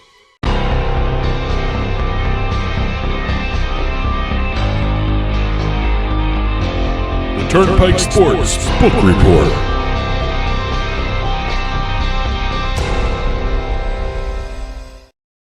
The Turnpike Sports Book Report is brought to you by BorgataSports.com. Your favorite casino is now your favorite sportsbook. Available anywhere in New Jersey, BorgataSports.com. Sign up at BorgataSports.com using our promo code PIKE, that's P-I-K-E. Make your first wager of $20 or more and you'll get $100 in free bets. That's $100 in free bets when your first wager on Borgata Sports is $20 or more. Get into the action with BorgataSports.com. Must be 21 years or older and in New Jersey to place a bet. Terms and conditions apply. Gambling problem? Call 1-800-GAMBLER. And welcome to this week's edition of the Turnpike Sports Book Report, where we go through the national and state sports betting reports. Got a bunch of those to talk about. There's also some new sports book launch announcements and also a lot of deals and legislation to discuss right now.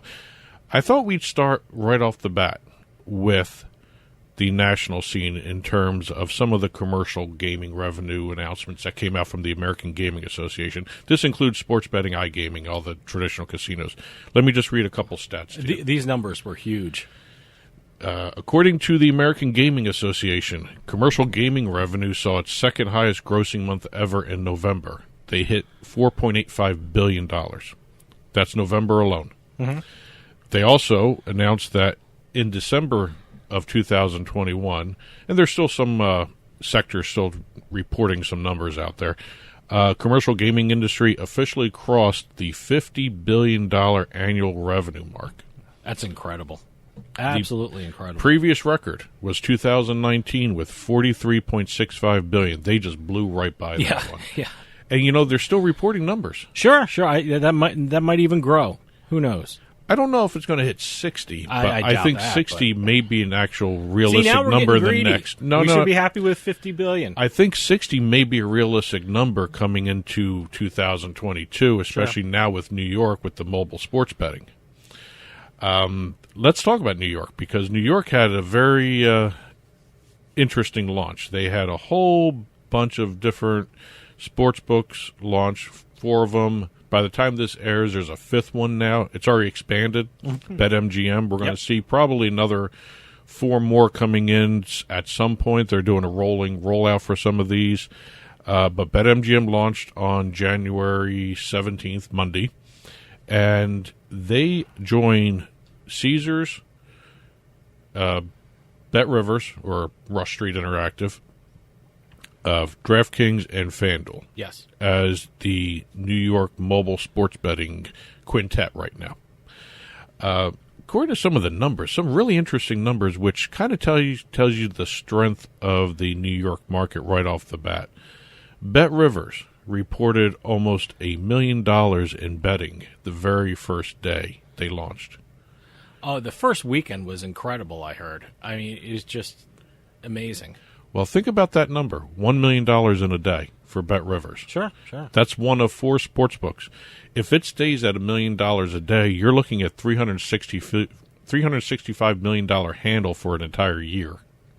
I'm not sure if it's going to stay $1 million a day. That's the question about these numbers. Is this a shiny new toy for New York citizens and people in New York, or will these numbers level off? I mean, right now there's no sign of these numbers leveling off, but it'd be hard to believe that they sustain these kind of numbers. I hope they do. It'd be great for the industry, but we have to see how this goes on. Well, Caesars reported over the first weekend entirely over 1 million bets. They didn't say how much of a handle they had, but they had 1 million bets placed. 1 million transactions? Transactions. Is that what they're talking about? Okay. So that'll be an interesting number to see exactly how they did over the first weekend. But just by extrapolating a BetRivers amount, $365 million handle for a year, you multiply that by 5.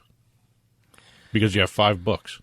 Okay, yeah, I know, but I think that's pie kind in the sky thinking. But yeah. I hope they do it. Hey, but I'm not sure if these numbers will sustain. You get into April and May and like the dog days of summer, and how much will everyone bet on baseball and things like that. So it'll be interesting to see how these numbers shape out throughout the year. Hopefully they maintain this level, but it's hard to maintain a level, especially when it's the first weekend. It's a new thing to a lot of people, and we'll see how this goes.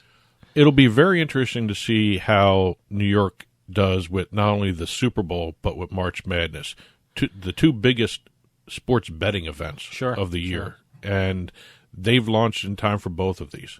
And that's what the legislators wanted. They wanted to be able to capture these 2 events right off the bat. They're doing it. If these numbers are this dramatic leading up to these 2 events, how much of a dramatic fall-off are they going to have when there's less sports on the calendar? Well, yeah, that's what I'm saying. Hopefully they maintain themselves. But, it's like I said, it's a shiny new toy right now, and hopefully they maintain it, but who knows? Here's another question. It's winter. Cold months. No one wants to go out. What happens during the summer when these guys from New York decide to go back into Jersey, not only for the northern sportsbook up there for some outside events, but also Atlantic City for the weekend. Sure. Yeah, or the Jersey. Well, look, I know a lot of people are going to have an account in New York and an account in Jersey because look, a lot of people who work in New York live in New Jersey, so they spend time in both states, sometimes daily. So and also Connecticut. Don't forget Connecticut. A lot of people who work in New York City or work around the New York metropolitan area in New York State, they live in New Jersey or Connecticut. I wonder, given the fact that you have 3 different states, actually 4 if you count Pennsylvania, with all these 4 sports books in it, or the major 3. I would love a shared wallet.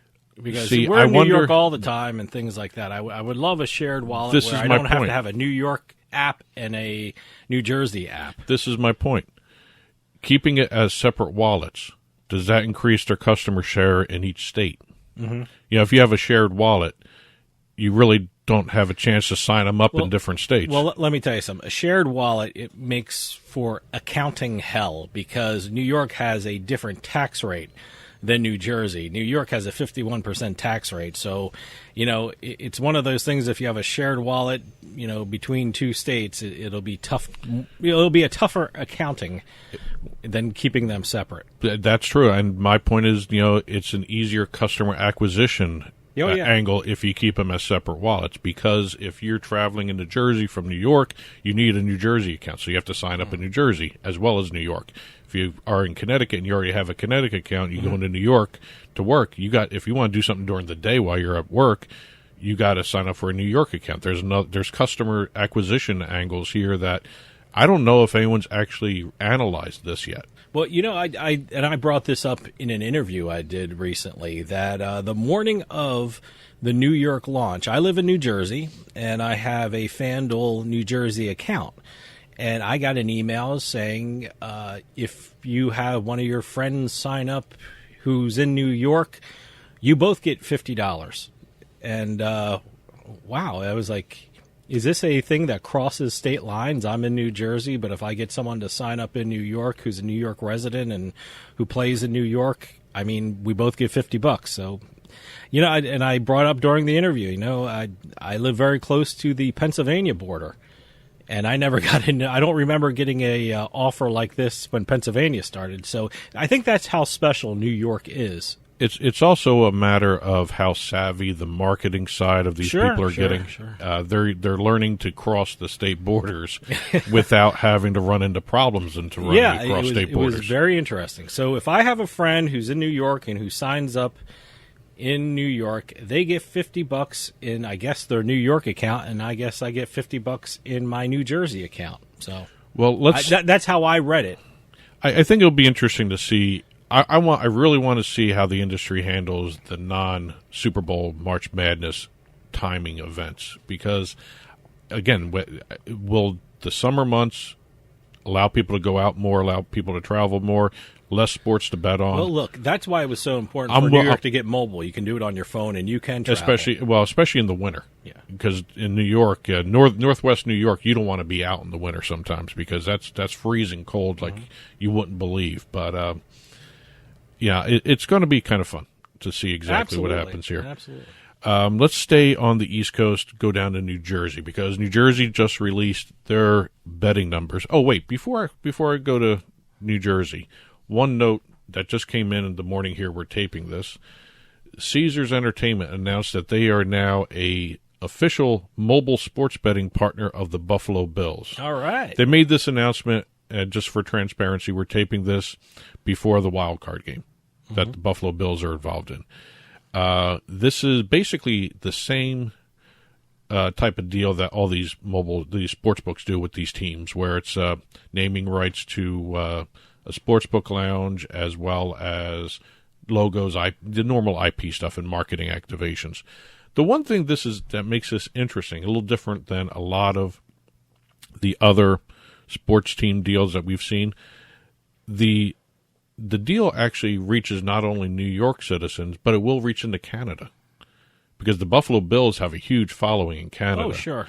And I think that actually will go a long way with when single event sports betting commercially launches in Canada. Well, look, Caesars is doing a lot of deals in New York. Well, first they have the former Rangers goalie Henrik Lundqvist as an ambassador. That's and now another they have, deal there. Now they have the Buffalo Bills. I think they're really making their presence felt in New York, and good for them. And don't forget, they're one of the sports books that did a deal with Madison Square Garden Entertainment for absolutely. the teams.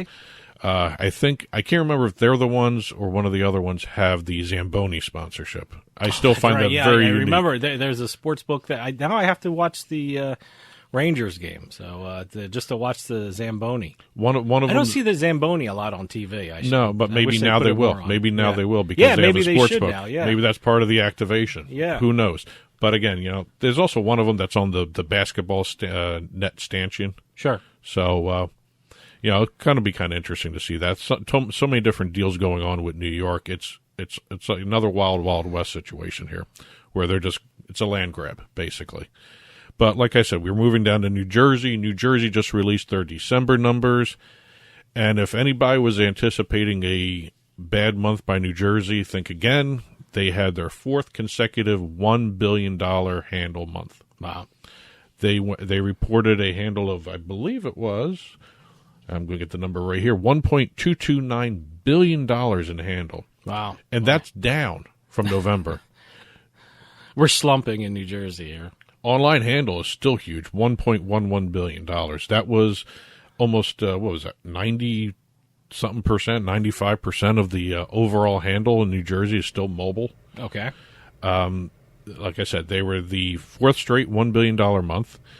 That fourth straight month allowed them to become the first state in the U.S. sports betting industry to clear $10 billion handle in a calendar year.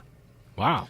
Okay. No one's done that yet in the post-PASPA era. Okay. So you got to clarify that this is the post-PASPA U.S. sports betting industry that we're going to talk about. Jersey was the first $10 billion a year handle state. They also are the first state to clear $100 million in tax revenue in a calendar year. That's kind of an interesting thing because everyone focuses on the handle, and really the number that's important for the state is not only the tax revenue but also the sportsbook revenue. The sportsbook revenue itself controls what the state gets. Sure. And that sounds like common sense when you think about it, but people are so fascinated with this handle number. Yeah. I mean, it's an incredible number. Another little stat for New Jersey. New Jersey now holds 8 of the nation's top 10 places for sports betting handle. Okay. Nevada has 2. See, I'm curious how that's going to change. I'm curious of how that's going to change now that New York is in play. Now that the New York mobile sports betting market has been launched. I'm very curious to see how that works out. I'm very curious to see if Connecticut's affected right off the bat. Connecticut just really recently launched in October for their sports betting market. And I wonder how much New York is going to impact not just Jersey, Pennsylvania, Connecticut. Could they even affect New Hampshire? No. New Hampshire is so the Massachusetts weird. Residents that go to New Hampshire to bet, will they go to New York now? Yeah, no. If you're in Western Mass and you're like past the Berkshires, past Springfield, are you going to cross the border to go into New York, or are you going to go travel northeast and go up to New Hampshire? Yeah, that's true. I mean, you much prefer to go to New York than to New Hampshire, but it depends on which part of the state you live in. Well, let's stop talking some numbers here. One last number. New Hampshire lottery. Okay, well, we talked about New Hampshire. They are the 12th state to reach $1 billion in the post-PASPA era in terms of handle. Congratulations. They did it in 24 months, 2 years. So what is that? $1 billion in handle? $1 billion in handle. Okay. 24 months. Before we get into some of the legislation, some of the other deals, 2 sports books announced, or I should say 2 states had announcements regarding sportsbook launches, physical launches of actual retail sports books. Connecticut and Arizona. Okay. BetMGM and the Arizona Cardinals, this is Arizona obviously since I just said Arizona Cardinals, they released the renderings of the BetMGM sportsbook scheduled to be in the Cardinals Stadium. It's State Farm Stadium.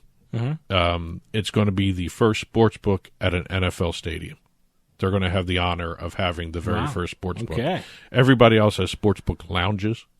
They will actually have a sports book. It will be part of the stadium. Okay. So, and I looked at the renderings. If anyone has a chance, take a look at the renderings. It's a very nice sports book that they've designed. It's going to have 2 entrances. It's going to allow people to actually watch the game from the sports book itself. So that's going to be kind of Arizona's going to be a great market. They're already approaching $1 billion. They're already a great market. They're already a great market, and they're going to get better. And Connecticut, the Capital Region Development Authority released the renderings of the sportsbook that's being built at the XL Center in Hartford. Now, on our trips back and forth, we always go past the XL Center. It's like right off the highway. It's maybe 2 blocks off the highway. It will not look like this anymore. The way the current look, they're going to redo it. Huh? They're going to do an entire building encased in glass kind of thing. All right. And it's going to be built over some of the current existing parts of the XL Center, like the loading bays. They're going to have different entrances. It's going to be overlooking the arena. They're really going to do a nice job, and I think it's going to be kind of fun. I'm trying to figure out. They haven't said whether it's going to be a Connecticut Lottery branded. I would assume it's going to be a Play Sugar House branded book, since that's the deal with the Connecticut Lottery. It's Rush Street Interactive. Okay. All right. So they haven't announced whether or not that's going to be a Play Sugar House or just going to be XL Center. Okay. So it'll be kind of interesting. I've never been to the XL Center. I've driven past it many times, and I've never been there. It's a smaller type arena. It's like a TD Garden Light, if you want to do it that way, or the Wells Fargo Center. Think of a smaller version of the Wells Fargo Center. Okay. That sort of setup there. Couple of interesting little pieces of legislation that were introduced. Mm-hmm. One in Virginia. I don't know if this is going to pass or not. Virginia Senate Republican leader Tommy Norment filed Senate Bill 96, which would allow the state to fine sports betting and casino companies or their affiliates up to $50,000 per violation for using the words Virginia or the Commonwealth in their advertising campaigns. Okay. Kind of an interesting. Why would you want to? I guess he's really against sports betting, huh? Or he didn't get the sports betting type he wanted, or something. Why would you not? Why would you not want to get people to Virginia or the Commonwealth? He must have a huge anti-gambling base he's trying to appease, or maybe it's something else. They don't really express what their reasons are for doing a bill like this, but it's the first state I've seen that doesn't want their state mentioned in the advertising. You want people to come to your states, to go to the casinos and go to the sports books. It's I'm surprised they would not want Virginia or the Commonwealth mentioned. Interesting. Yeah, it's something different. I've never seen legislation like this. Maybe how do they give the address of the or the mailing thing? It will. I don't know. I guess it's only for commercials, or it will test the ingenuity of the marketing arm of these sports books. If can this you actually mention passes. the town? Or? I don't know. That's he was focused more on Virginia and the Commonwealth.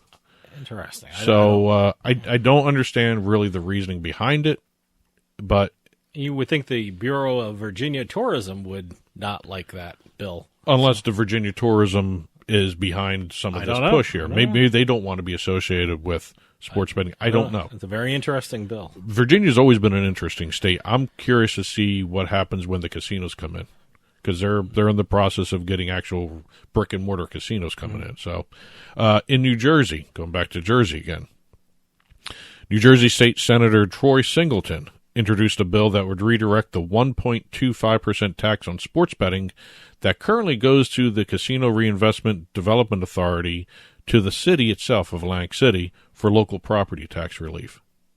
That's kind of I don't know if that's a lateral move in terms of the money being spent.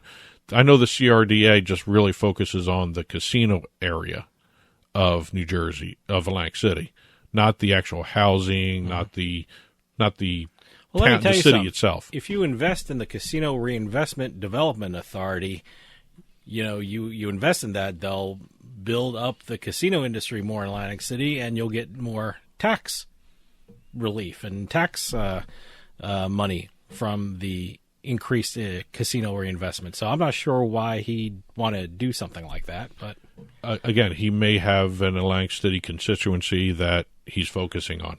Mm-hmm. Could be multiple reasons. Let's talk a few deals here because we had some interesting deals being thrown out there. We just talked about Caesars with the Buffalo Bills. You mentioned the Caesars with the Lundqvist deal that Henrik they did. Lundqvist. Yep. What do they call them? An ambassador kind of thing? They're an ambassador. Is that the yes. ambassador role for him? They're ambassadors. Yep. Let's see. Oregon, I guess you can call this a partnership announcement or deal. DraftKings on January 18th became, however this is going to air, it's going to be on January 18th, DraftKings is the official sportsbook provider of the Oregon Lottery, replacing Scoreboard. Okay. Everyone seemed to have trouble with Scoreboard. So, Scoreboard was their one and only app, right? It was the only sports betting option. That's what I mean, the one and only app. So, and a lot of people complained that, the line set up by the Scoreboard app or the Scoreboard entity was not very good. We're not very good in terms of the rest of the nation. I've heard about it. I've never seen it, so I really can't speak on that. But I know that was the thing out there. So, well, you're going from guess not anymore, huh? No, you're going from Scoreboard as the exclusive sports betting provider to DraftKings. Well, that's good. If you want a exclusive sportsbook provider, DraftKings would be the one. Just ask New Hampshire. Well, this is their second exclusive deal. Yeah, good for them. I wonder if there's going to be other states that want something like this. And one sports betting operator. I mean, it's working for New Hampshire because it's a tiny state in terms of population. Yeah.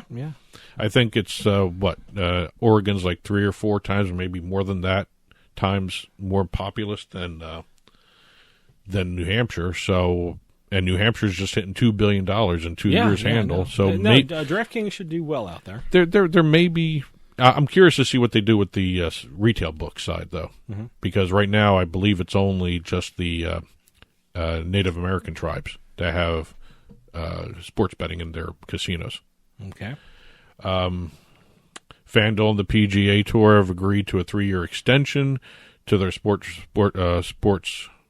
betting sponsorship partnership. Great. FanDuel will remain the official sports betting operator of the PGA Tour until 2024. Kind of a short-term deal in terms of what everybody else has been doing. Betting on golf is fun. I really like that. It is made for in-play betting. It is just it is kind of a sport that's set up like that, just like baseball too. Yeah. Those are the two best. I hate to say it this way, but the two slow-moving sports. Well, that's what you want. You want to have time to place a bet on the what's happening in the action during the game. PointsBet Canada is making deals. They announced a multi-year deal with the NHL Alumni Association, designating PointsBet Canada as their exclusive sports betting partner in North America, Canada, as well as the United States.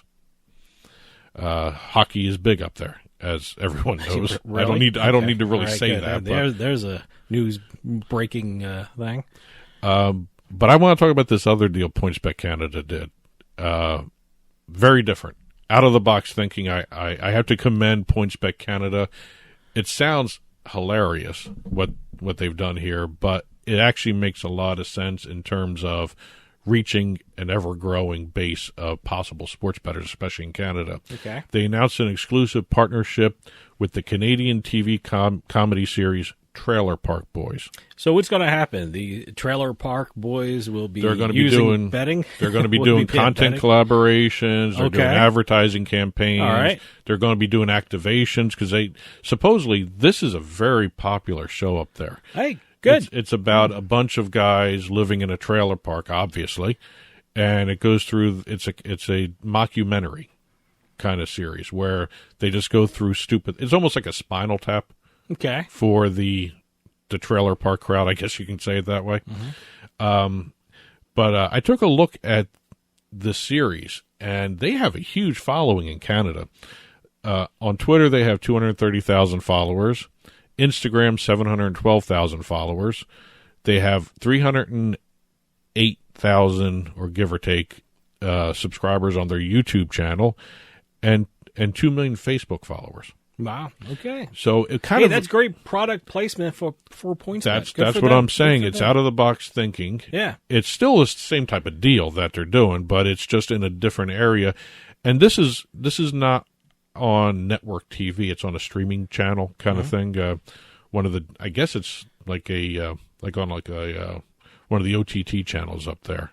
I guess I can get on my smart TV and check out Trailer Park Boys, right? Yes. You can. Has this deal started yet, or have they already announced it on their Twitter feeds and their YouTube channel, and so in upcoming episodes, I'll be able to see some PointsBet. I don't know PointsBet content. You're right? going to see something about PointsBet in there. I don't know exactly what you're going to be seeing, but moving on to a couple other deals that were announced. Penn National Gaming joined the American Gaming Association's Have a Game Plan, Bet Responsibly program. They're going to have responsible gambling content on its Barstool Sportsbook platforms, social media accounts, and they're also going to be doing some brick-and-mortar activations. Also, one last note before we get out of here for the day, Fubo TV. They have acquired the exclusive broadcasting rights in Canada for English Premier League soccer. Wow, that's big. I love Fubo TV. It's perfect because they are doing they're incorporating their sports book into their stream. Mm-hmm. So they will be they're going to be the only ones showing English Premier League. Great. And there's a big soccer following in Canada especially for the Premier League. And I think that was a great first step for Fubo TV to get into the Canadian market by having a leg up, no pun intended, on the competition for soccer. So that's it for this week's book report. There's plenty of other stories we did not hit. You can check out the print version, turnpikesportsradio.com. Click on the blog button. It'll be there. Also, if you're following along on TV, there's even more stories that we did not talk about on the news ticker that we have along the bottom of the screen for the show on your Roku, Apple TV, Amazon Fire, and also even the YouTube channel we have. Well, that'll do for us this week. We'll see you next time on the Turnpike.